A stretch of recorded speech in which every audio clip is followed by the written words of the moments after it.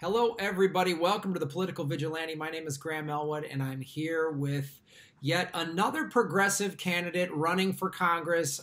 Dorothy Gasque is running for the 3rd Congressional District in Washington. Dorothy, thank you so much for taking time out of your day.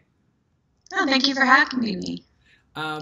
So the primary in Washington is August 7th, and I noticed that the 3rd district covers Southwest Washington, Vancouver, which is right near Portland. I lived in Portland for a while, had family that lived there, and I saw you went to Portland State, which is very cool.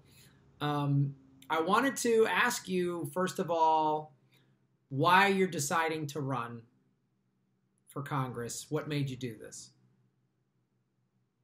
I'm a veteran. I served in Iraq in 2005, and I'm running because I have a 17-year-old son. He was an infant when we went to war in Afghanistan, and now he's almost an adult, and we're still at war. And war shouldn't last a generation.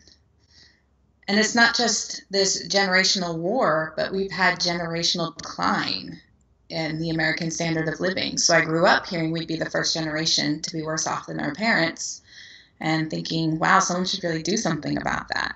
And now it's 20 years later, and nothing has changed and got better. So now my son is going to be the 2nd generation to enter into adulthood worse off than their parents. And that's under Democratic leadership. It's under Republican leadership. Neither party has done issues. And so I just feel like we need. So, yeah, I mean, that's an interesting point. It's so crazy to me to think about this. Afghanistan is the longest war in the history of the United States. I first went there. First of all, thanks for serving. I appreciate that. I've done 7 comedy tours in Afghanistan, Iraq, and Kuwait, and the first time I ever went was to Afghanistan in 2004, and then in 2006, and then in 2007, and then Iraq in 2007, and 2008, and 2011, and Kuwait in 2012, and and you see the war machine. I mean, Trump ran on a anti-interventionist platform, basically, and said, why are we going to Afghanistan? There's tweet after tweet after tweet dating back to, Obama's first term. He called out Bush in the primary, and then, of course, he gets into office, and what does he do? The thing every president does. More war, more, troop, and so how are you going to combat that if you get elected? Well, I think we need to have that conversation in Congress. It's Congress's job to declare war and peace. And they've been abdicating that role to the executive branch since the Korean War. And that's just been disastrous for the United States. And there's a reason why our founding fathers wrote that into the Constitution. This sort of monarchy-like attitude of allowing the executive branch to determine when we're going to use military force. Because they do this thing, everybody wants to be a war president because everybody loves a war president. And so pointless and senseless conflicts that aren't benefiting the United States and are actually hurting our national security instead of helping it. Yeah, it's so great to hear you say that, because as a vet, when you say that, because if you haven't served in the military and you say that, then you're weak, you're a soft liberal, you're whatever. And it is a great point. I always tell people, I say, do you think the drone strikes? I mean, we've been fighting the global war on terror for as long as your son's been alive, and we've spent $5 to $9 trillion. It's that vague of a budget of how much we've spent. You would think after $5 trillion in 17 years, but like terrorism would be done. And in fact, it's worse. Yeah. Well, you can't eliminate a tactic. I mean, terrorism is a tactic. It's not something you can eliminate. I mean, we have domestic bigger threat to us than Islamic terrorism. without creating more stable and strong societies with strong governments. That's how you deal with these issues. Destabilizing these nations is only leading to higher rates of terrorism. And it's one thing. Are they really terrorists, or are they just people who are trying to secure their own liberty, and their own? Well, yeah, it's a great point. I always say to people, I go, so many people were just like, I remember talking to them in Afghanistan and Iraq, and you would hear you'd hear story after story of yeah, I was raised Muslim, but I'm not some radical Islamic terrorist. And then there's a drone strike and my fill in the blank loved one was killed. So I did that. Or what I heard when I was in Afghanistan was you're in a country where, $100 you feed your family for a month on that, and you're poor. And now, the only crop there is poppy, and that's told you have to take that down. And then Al-Qaeda comes in and says, I'll give you $100 to just put this thing by the side of the road. And then we'll pay another person $100 to just make a phone call when the convoy goes by. Yeah. Is that person a terrorist? Yeah. I was out on a combat patrol, and we went to dig holes. He didn't know what he was digging. Right. Yeah. It's. So let me ask you this. Let's get to this issue too. Well, first of all, list off for me all of the other issues that you are. They're on your website, which I'll put in the show notes below. Anybody watching, go to dorothyforcongress.com and you can make your own decisions on this. And what are some of the other major issues where do you stand on the major issues, I guess? Well, so the first and foremost, the top issue is comprehensive anti-corruption reform and campaign finance. This is the issue that touches all other issues. It's this unhealthy relationship between government and industry that's really hurting the American public. And so we really have to delve into that and deal with the issues of unethical behavior on behalf of business and government officials. And then after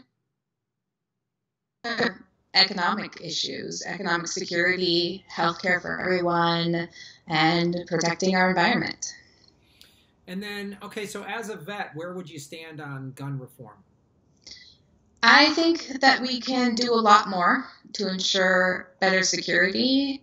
And, I'm a gun owner. I don't, but I do an issue with civilians having military assault rifles.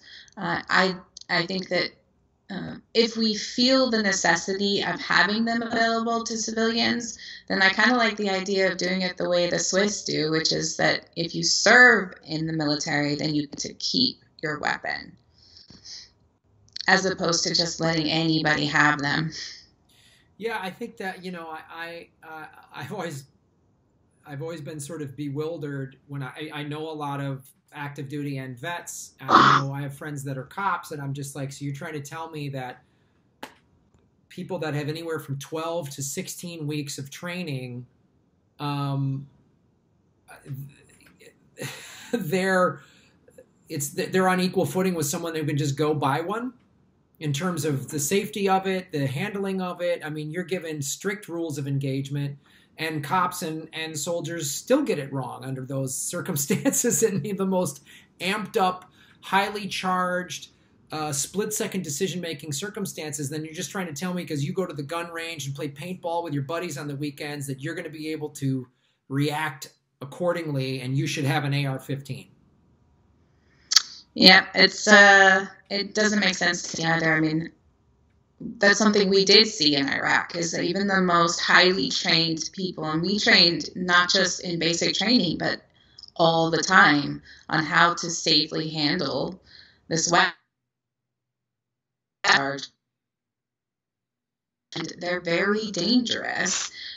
They're designed to be the most effective military assault rifle. That's why the Army adopted them. And the only difference between an AR-15 style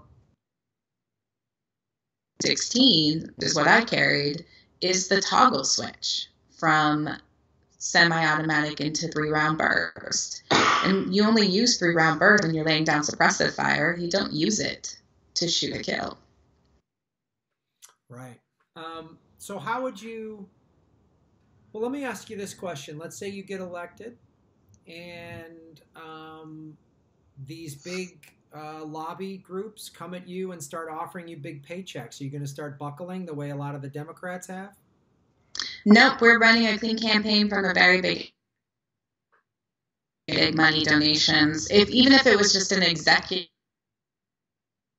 or here in Washington State, we have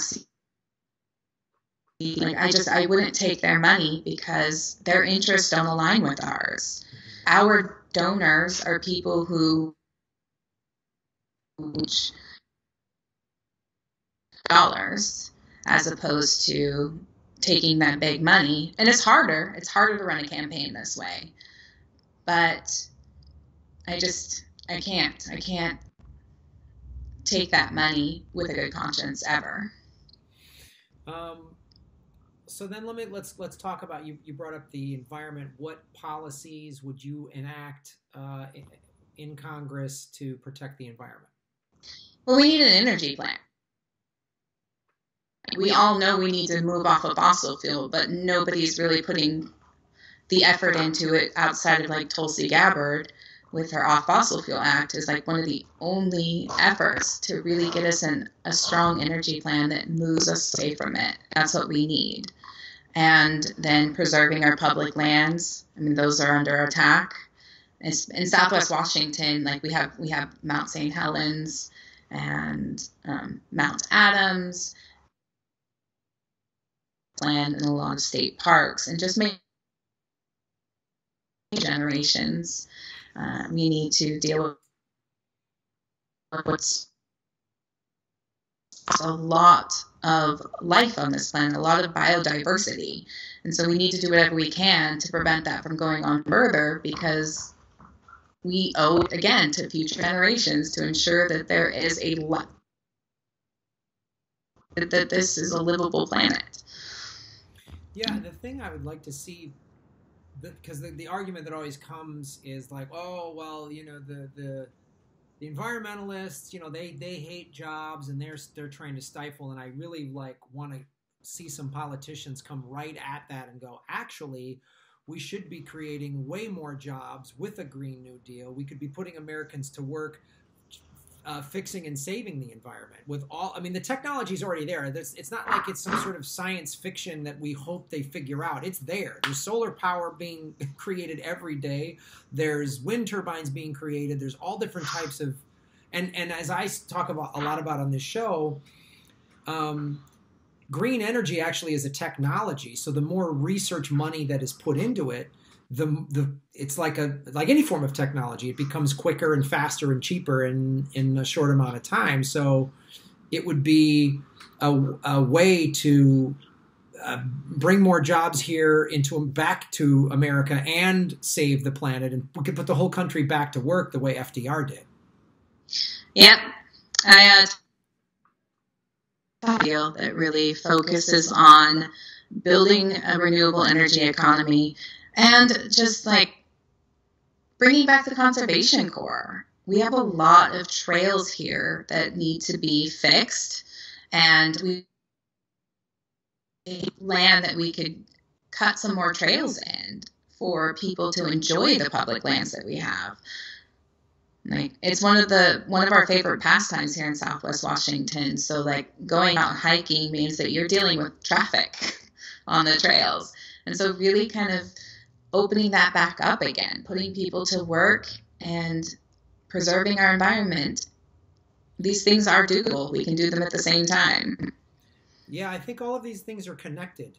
Livable wage, healthcare, reducing the military, the war budget, and protecting the environment are sort of all interconnected. And so if I'm somebody living in your district, how are you specifically going to make my life better on a daily basis?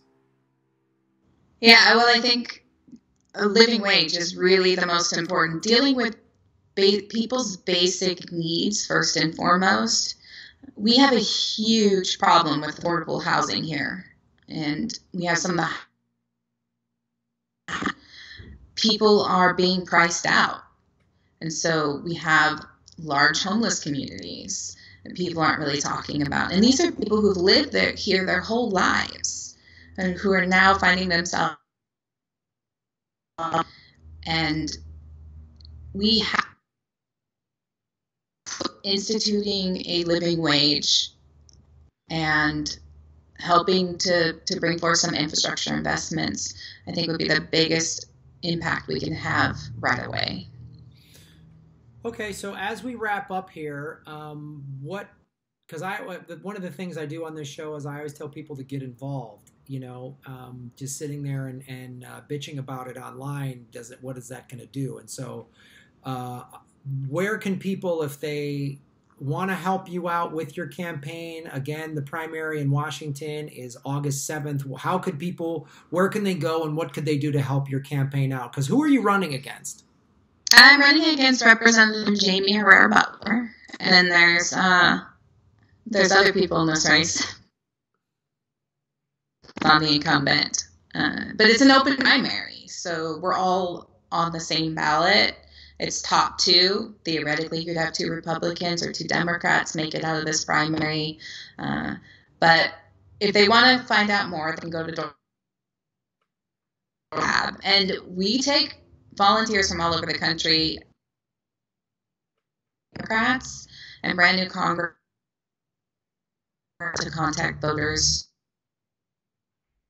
So anybody who wants to help us with phone banking can do that from home. We need help often with graphics and media, digital organizing. Those kinds of things can be done from anywhere. But if you're in the Portland metro area or somewhere else in the 3rd Congressional District, knocking on doors is our most effective way. Okay, guys, you heard that. So go to Dorothy for Congress. There's so many ways you can help out. Many of you since the election said, like, what do I do? What do I do? Well, this is a way, and especially in a state like Washington, similar to California where I live, that has a top 2 system, which means any 2 candidates can make it to the general. So one of the things, people, oh, Graham, why did you wasted your vote voting for Jill Stein? I didn't think I voted. Wasn't a waste to vote for me at all. My conscience is clear. She wasn't a pro-war, pro-banking candidate. So I'm telling all of you watching the show, and we've been talking about this for a while, this is a very critical year. This is a midterm year, and this is a chance to get actual progressives, not just any blue magoo, just any Democrat. Me personally, I'm done with that nonsense. I won't get behind any corporate Democrat at all. So if you're watching the show and you want to help out, it sounds like Dorothy could use any type of help that you could give. And even a couple hours a week, I can assure you would benefit a campaign or a candidate that you want to support. So Dorothy, thank you very much for taking the time. Is there anything else you want to leave us with before we go? Reach out and help our area too, because we need it. We need the help. We're up against the machine, and there are Democrats fighting Democrats to prevent progressives from winning. And they're doing it in ways that are kind of dirty. And they're throwing a lot of money into races that they typically didn't even invest in just to prevent progressives from running. So really reach out and try to help, because we need it. People power is stronger than money. What are some of the dirty tactics that you've seen or been victim of? Well, we've got the DCCC fundraising for the Democratic establishment candidate. General marginalizing of our campaign to make it seem like we're not as strong as we really are, even though we've built a strong digital presence. We've gotten national media attention. We've got national endorsements. We've done all of the right things to be a viable campaign, but they want to pretend. All right. As she said, the people are stronger than money. So Get out there and support these progressive candidates that are either in your area or just anywhere around the country, because this is how we will try to save this country from completely imploding. Dorothy, thank you so much for your time, and good luck August 7th.